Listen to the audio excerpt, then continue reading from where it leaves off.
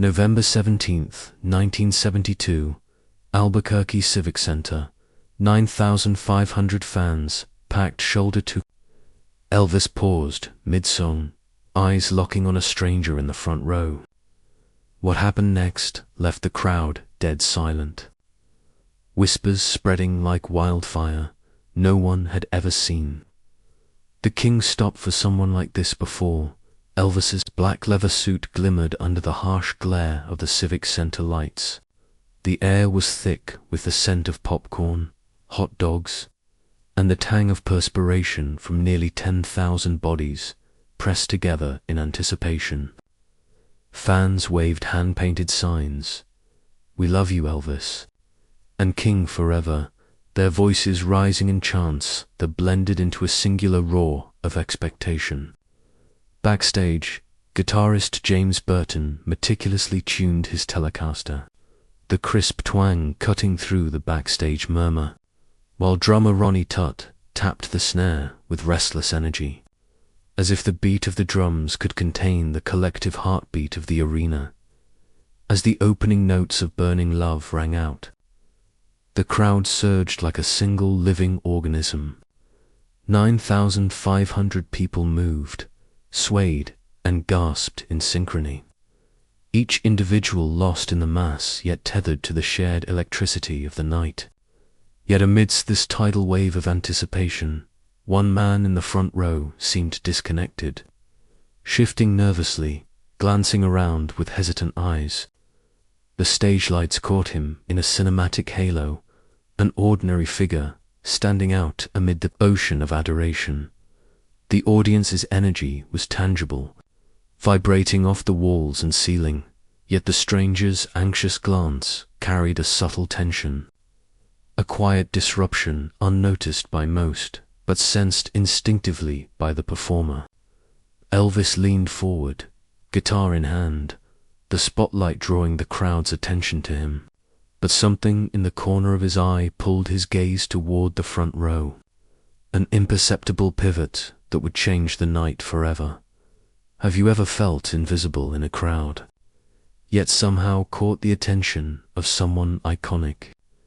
The crowd's cheers swelled again, the drums rattled like distant thunder, and just as Elvis prepared for the first chorus, a flicker of something unusual caught the stage manager, Joe Esposito's eye, and it stopped everyone mid-cheer, midway through Burning Love.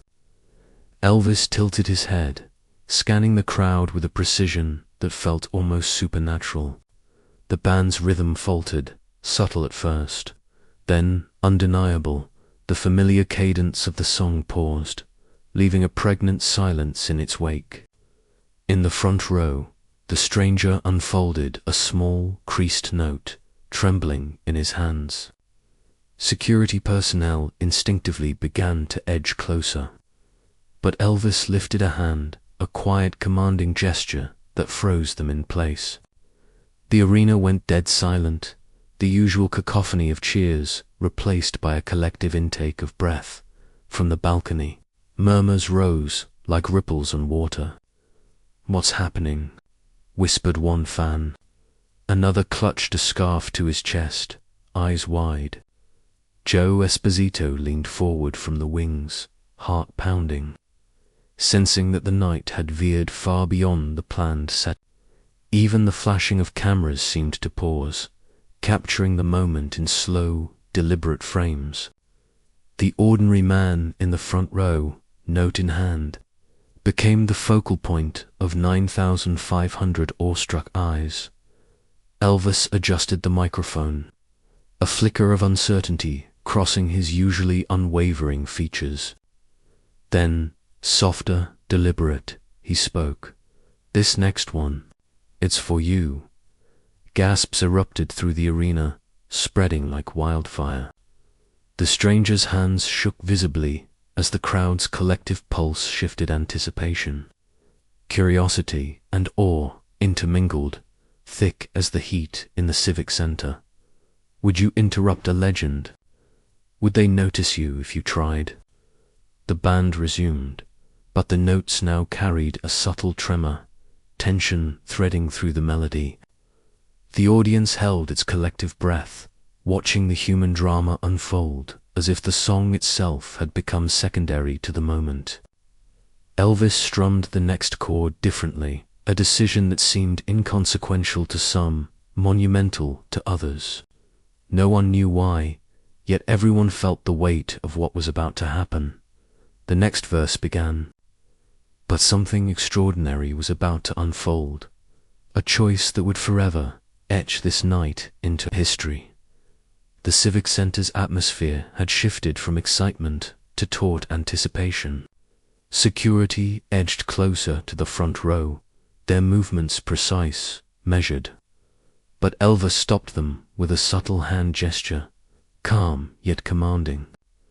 The stranger's hands shook visibly as he unfolded the note fully. The paper crumpled at the edges, a fragile token in a sea of thousands. Fans craned their necks, whispers rippling through the arena. Is he okay? Did he faint? What's happening? The energy that had once surged chaotically, now condensed, dense with curiosity and tension, binding the crowd in collective suspense. Elvis leaned into the microphone, his voice softer, warmer, carrying an intimacy that contradicted the enormity of the hall. This next one, it's for you, he said again, deliberate, almost reverent. Gasps erupted, echoing off the walls and bouncing back in a surreal acoustic mirroring of astonishment. For a moment, the arena seemed smaller. Every single person's attention funneled toward the front row, toward the stranger who had become a pivot point for 9,500 hearts. James Burton and Ronnie Tutt exchanged brief, incredulous glances. This was unprecedented, a deviation from every rehearsal and every show they had played together. The first chord struck, and the crowd collectively leaned forward, straining to catch the nuance in Elvis's performance. The song's rhythm was deliberate, almost meditative, contrasting with the earlier, explosive energy. Even the air-conditioning fans, the hum of equipment, and the distant shuffling of restless spectators seemed to fade away.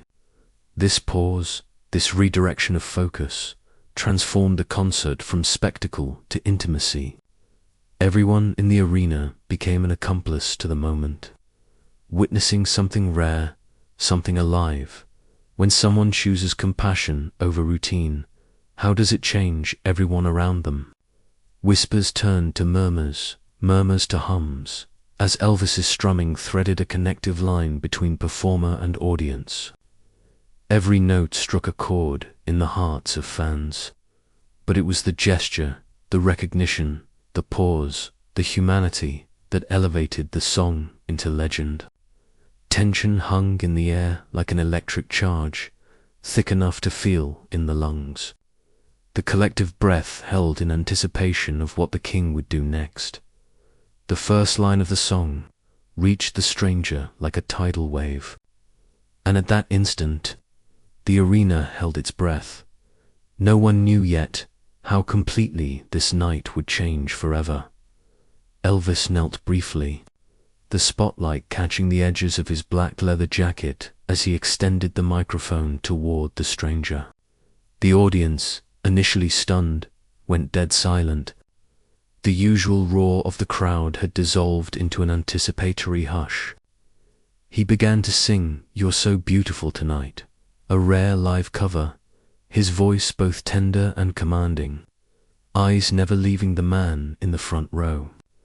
The stranger's lips moved in sync, whispering the lyrics, tears glinting under the bright stage lights.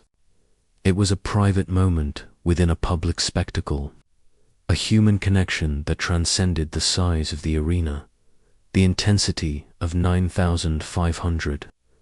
People shifted from chaotic excitement to reverent unity.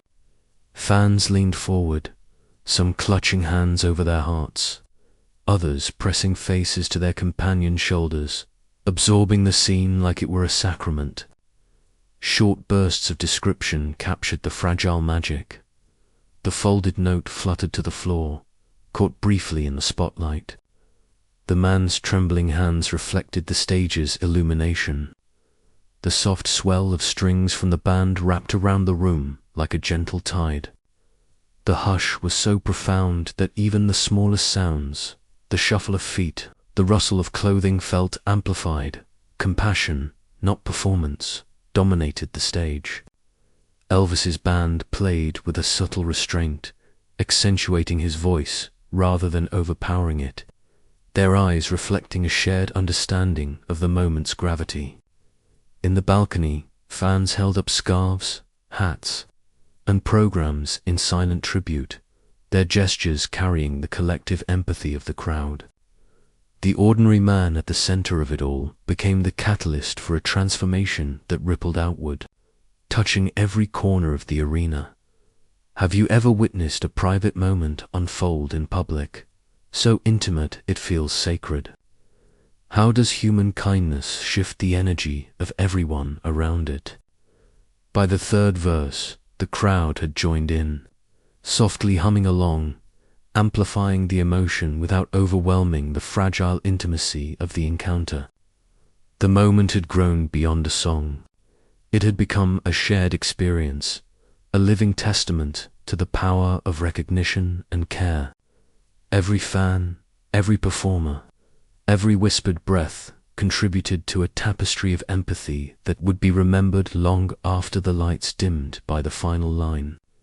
The audience's collective realization hit. This was no ordinary performance. Something extraordinary had been given, and the arena would never be the same. The hush gradually lifted, replaced by a swell of awe and quiet applause that seemed almost reverential. Fans began waving scarves, hats, and programs, their gestures small but profound, each movement a ripple of shared emotion. From the balcony, someone tossed a signed Elvis bootleg poster toward the stranger in the front row. He caught it, frozen, eyes wide, tears streaking his face. Stage manager Joe Esposito leaned close to Elvis and whispered, "He changed the night for everyone here." The simple act of recognition had transformed the entire crowd, binding them into a single emotional current. Elvis nodded at the man and launched into the high-energy finale. But now the performance carried a new rhythm, reverent, intimate, legendary. The crowd moved in synchrony, not just cheering, but participating in a collective act of human empathy. Every clap, every hum, every gaze seemed to acknowledge the stranger's moment, amplifying it, magnifying it into something transcendent.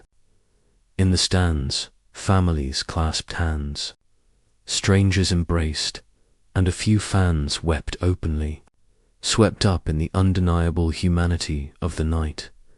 Objects of significance folded notes, scarves, bootleg posters became symbols of connection, tangible reminders of a fleeting, extraordinary exchange. The band played on, each chord and drumbeat now carrying the weight of shared experience rather than mere performance. Even the acoustics of the Civic Center seemed to bend, amplifying the resonance of kindness and shared awe. Every individual had become part of a living story, a narrative that extended beyond the walls of the arena and into memory. Have you ever witnessed a single act change a whole room, a whole community? How does one gesture ripple outward in ways you could never anticipate? The final notes rang out, the crowd erupting into a roar that was both celebration and reverence.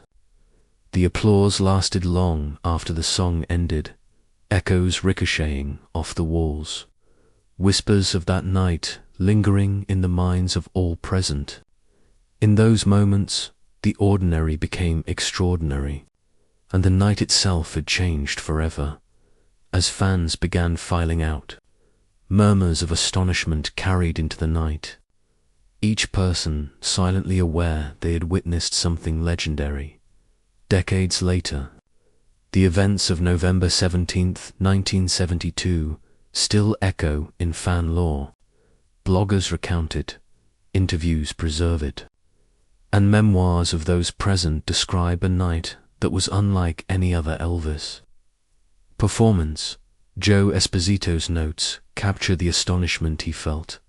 A performer pausing mid-song to honor a stranger, and an arena of 9,500 people collectively holding their breath. The Civic Center itself preserves a quiet tributor, small plaque commemorating the extraordinary act. A tangible acknowledgement of compassion in a world defined by spectacle. Bootleg recordings circulate among collectors, capturing the hush, the soft strums, the surge of emotion that erupted when the crowd realized the depth of what they were witnessing. Scarves waved high, handwritten notes folded and tucked away, and the stranger, though anonymous, became immortalized in fan narratives. Each retelling emphasizes the human connection more than the music itself, the pause, the recognition, the empathy that transformed a concert into legend. Does true greatness shine brightest when it steps outside the expected? How does a single act ripple through memory and history?